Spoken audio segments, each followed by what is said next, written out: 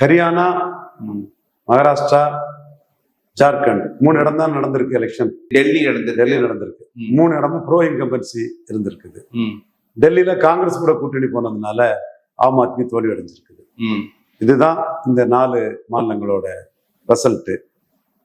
பீகார்லயும் bro incumbency வரக்கூடிய அளவுக்கு பெண்கள் பெரிய அளவுல ஓட்டு போட்டு வர்றதுக்கு ஒரு வாய்ப்பு இருக்குங்கிற எதிர்பார்ப்பு தான் எல்லார் தரப்புலையும் இருக்குது.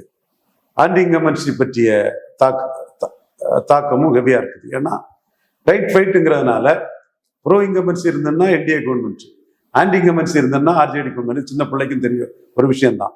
இதுல ஜட்ஜ் பண்ண முடியாத ஒரு தன்மைக்குள்ளதான் இது போகுது. தர்மேந்திர பிரதான் என்ன சொல்றாருன்னா, எங்களுடைய சோசியல் பொலிஷன் பெருசு, எங்களோட சோசியல் பொலிஷன் 65% வாக்குகள். இந்த 65ல நாங்க மெஜாரிட்டி போல் பண்ணிட்டோம்னா நீங்க 35க்குள்ள மெஜாரிட்டி போல் பண்ணாலும் அது தாக்கு பிடிக்க முடியாது. சவுகானும் நம்பிக்கையோட பேசுறாரு, மோடி அமித்ஷா எல்லாம் நம்பிக்கையோட தான் இருக்கிறாங்க. அதே வேளையில தேஜஸ்வி யாதவ், லாலு யாதவ், சிபிஐஎம்எல், ராகுல் காந்தி இவங்களும் நம்பிக்கையோட தான் இருக்காங்க. ராகுல் காந்திக்கு மட்டும்தான் கொஞ்சம் நம்பிக்கை குறைவு இருக்குது.